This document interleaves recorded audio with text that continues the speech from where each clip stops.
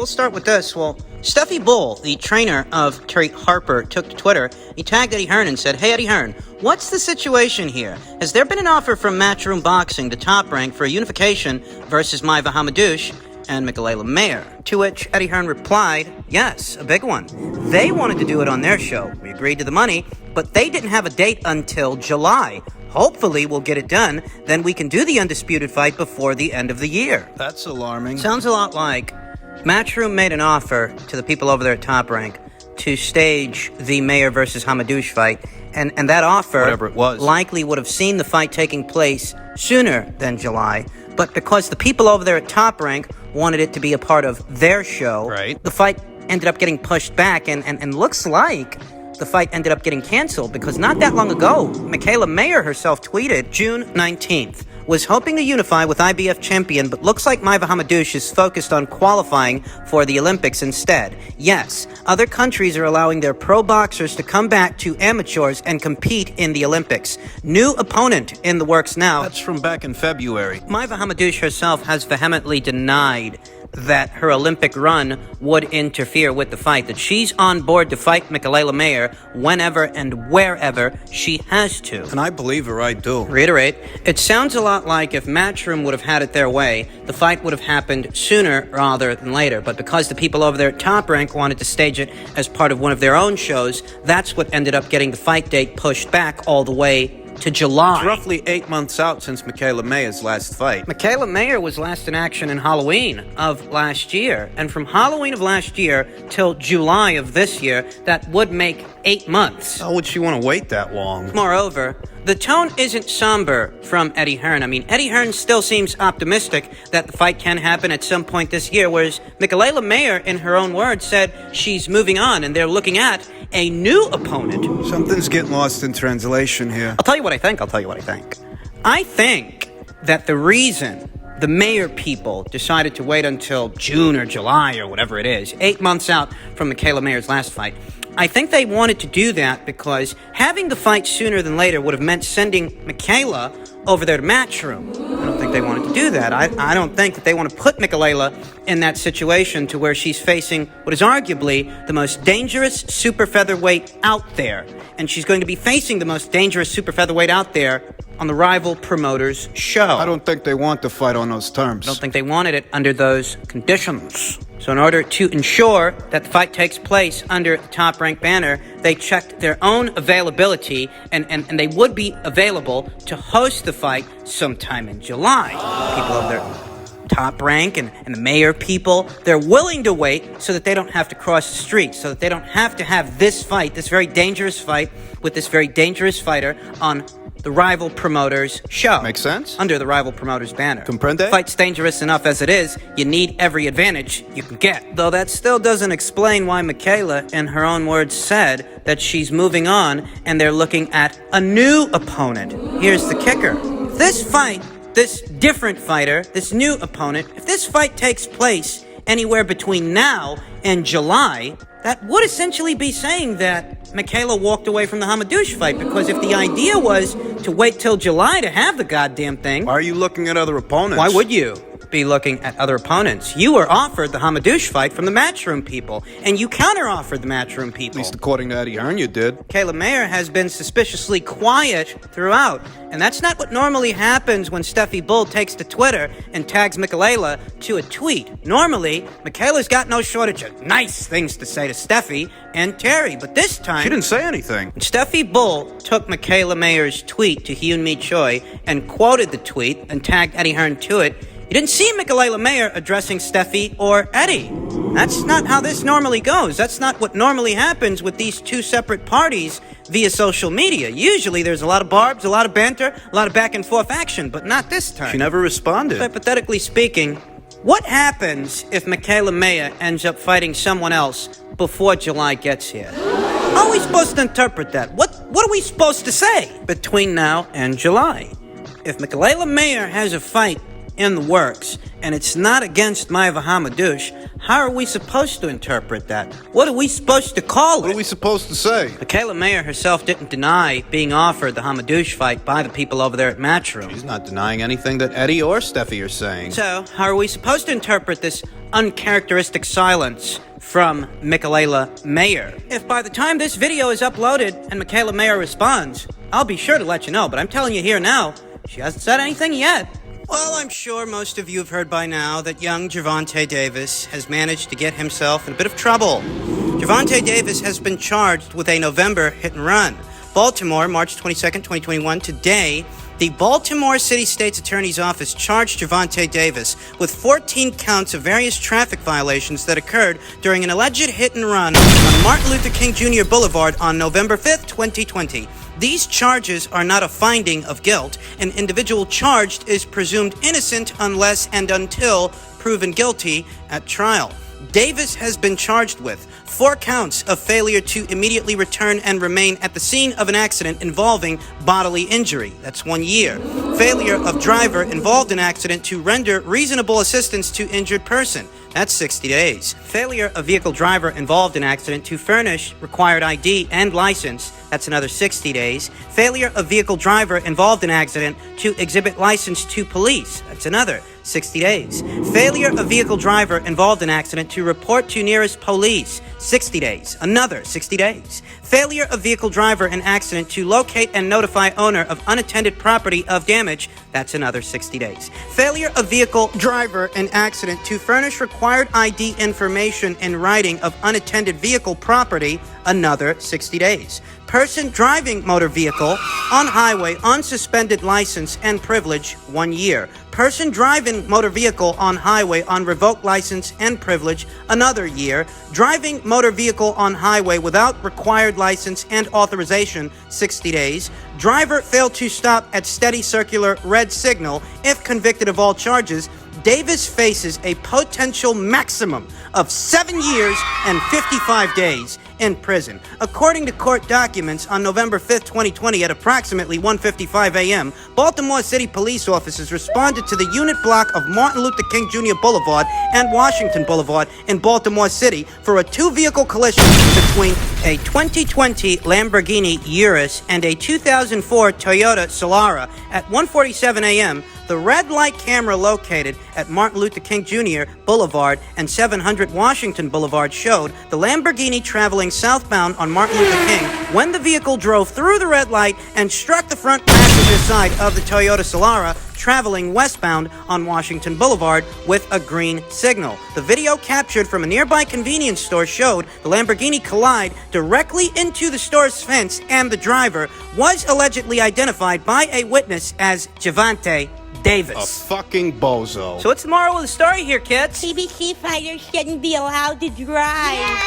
I mean, seriously, you've got Errol Spence Jr. flipping Ferraris whilst driving under the influence. Meanwhile, Gervonta Davis is slamming into Toyotas with his Lamborghini. What the fuck is wrong with these guys? They're a bunch of man-children. That's what's wrong with them. I was just talking about this in my previous upload. I was just talking about this in my previous video, that entire stable of fighters, most of them, seems to be just riddled with problems, issues that stem from undisciplined fighters that live an undisciplined lifestyle. As self-destructive habits. You know, Gervonta Davis is not a little boy. He's 26 years old, and this 26-year-old man sent 4 people to the hospital. You know he already had a court date coming up in April for assaulting his girlfriend. So could all of this be the nail in the coffin of Gervonta Davis's boxing career? Well, Tell you that it could be, yeah. Looks bad. Looks real bad. this isn't like when Adrian Broner touched some girl's ass at the mall. If these charges stick, Gervonta Davis goes away for 7 years and 55 days. And no, I don't feel sorry for him. He's 26 years old. He's not 16 and he ain't 6. He's 26. He's a grown fucking man.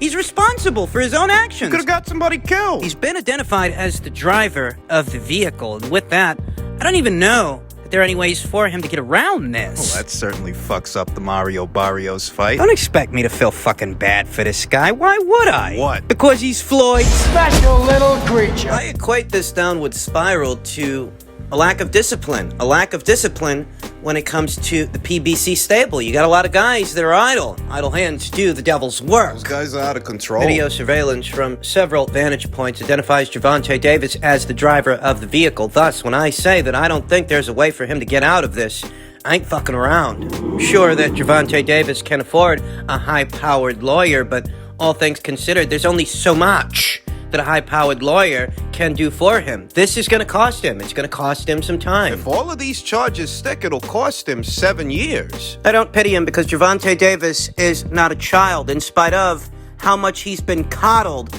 by a small contingent, a small faction of fight fans out there who still think of him as a baby peeing and shitting himself. Gervonta Davis is not a child. He's not. He's 26 years old. He's responsible for his own actions. And if he has effectively costed himself 7 years of his own life due to reckless driving, reckless endangerment, why the fuck would I feel sorry for him? Because he's Floyd's special little creature? I've been telling you guys for years, as much as these guys want to emulate Floyd Mayweather Jr.'s financial success, not even his resume or his work ethic, but the money that he amassed throughout his career, as much as these guys like Gervonta Davis want to be the next Floyd, they're not gonna be. Nope. None of them. In other news, Terrence Crawford, WBO welterweight champion Terrence Crawford, released some very polarizing statements in reference to Canelo Alvarez. He said he's shied away from Jermall Charlo and Demetrius Andrade for a long time. When you look at Canelo's career, it's like he shied away from black fighters. I think the black fighters give him the most problems.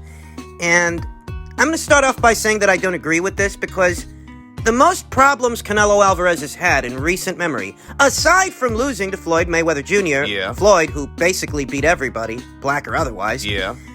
aside from that fight, the guy who gave Canelo Alvarez the most problems the last couple of years wasn't a black fighter, it was Gennady Golovkin, a Kazakhstan fighter, an Asian fighter. He's talking about Canelo like he never fought a black fighter before. He's talking about Canelo like he never beat a black fighter before, when in recent memory he took on Daniel Jacobs, IBF middleweight champion Daniel Jacobs, and it wasn't controversial. Nope. It wasn't contentious. He beat him decisively. Daniel Jacobs, who has a better middleweight resume than both Demetrius Andrade and Jermall Charlo. I mean, at that time, the name of Daniel Jacobs would have easily been the best name on either Demetrius Andrade's resume or Jermall Charlo's. What's the best win on Jermall Charlo's resume? Sergey Didivianchenko, the guy who Daniel Jacobs beat before Jermall Charlo, the guy who gave Sergey his first professional loss. That's Jermall Charlo's best win. A guy that both Daniel Jacobs and Gennady Golovkin beat before Jermall Charlo even laid a glove on him. And those two guys, Daniel Jacobs, Gennady Golovkin, are guys who Canelo Alvarez beat. It's silly, really. The nature of this comment and the underlying vanity associated with it, as if to say that there's some kind of quota of black fighters, some kind of requisite number that Canelo Alvarez must meet in order to be accepted as a pound-for-pound fighter, when not only has Canelo Alvarez beaten more proven fighters than Demetrius or Jermall, but he's beaten fighters that those two fighters swerved. Lest we forget, he fought Erislandy Lara years ago. And even if you think that the fight was tight, even if you think that the decision was close and contentious, he at least fought Lara. Where those two guys didn't. Demetrius Andrade versus Erislandy Lara was a conversation many years ago, and that fight never even fucking happened. And you can forget about Jermall Charlo. Forget it. In spite of being on the same side of the street as Erislandy Lara, when Lara was a champion, In spite of that, that fight never happened either. This entire conversation is silly to me. The whole thing, the whole conversation. It's a joke, is what it is, because any one of the names on Canelo Alvarez's resume would easily be the best name on either Jermall Charlo or Demetrius Andrade's resume, from fucking Callum Smith to Daniel Jacobs. This idea that Canelo Alvarez isn't fighting the best fighters because he didn't fight those two fucking guys? Who are those two fucking guys fighting? He's got fucking Miguel Cotto on his resume. Gennady Golovkin 2 times. Daniel Jacobs, whose middleweight body of work far exceeds anything that Jermall Charlo or Demetrius Andrade have done so far. Daniel Jacobs beat the unbeaten Peter Quillen. Sergio Mora 2 times. Sergey Didivianchenko, the then unbeaten Sergey Didivianchenko, long before Jermall laid a glove on Sergey. For Christ's sake, Sergey was coming off a loss in a year of inactivity when he fought Jermall Charlo, and you're going to tell me that we're supposed to hold Canelo Alvarez to this ridiculous standard? What motivates this? And I have to say, I think it comes from a sense of arrogance, a sense of vanity. Because there is no requisite number of fighters of a particular denomination. There's no requisite number of fighters that Canelo Alvarez has to fight in order to satisfy this imaginary quota. There ain't. Canelo Alvarez is fighting the best and brightest fighters at these weights. The world champion. He is. And when it comes to Jermall Charlo, I didn't forget that Oscar De La Hoya, his motherfucking self, said that they offered Jermall Charlo that fight, and somebody on his side turned it down. And that was further facilitated by Jermall Charlo's brother, Jermell, who, when they were having their rift, when they were having their tiff, let the cat out of the bag. That he'd never turn down a Canelo Alvarez fight because his brother, Jermall, he did. Maybe Crawford hasn't seen that video. He is a professional fighter after all, a world champion, and perhaps he doesn't have time to keep up with every news story in circulation. But that news story is several months old, and it's been talked about on several media outlets over time that, not only did Oscar say that they offered Jermall the fight, Oscar said somebody over there turned it down. And that was corroborated by Jermell Charlo, Jermall's brother. Jermell Charlo's own comments. You didn't hear about it?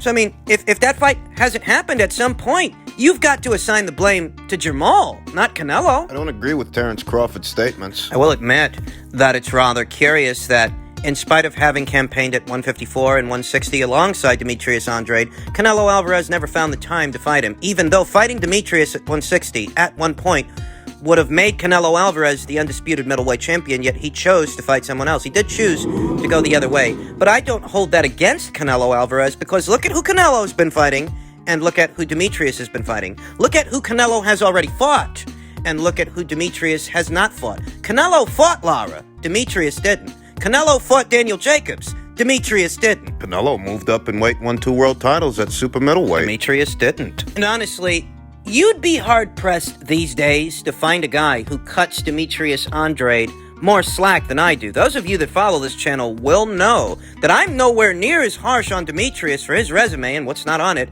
as some other people out there. That being said, these comments from Terence are short-sighted and uninformed.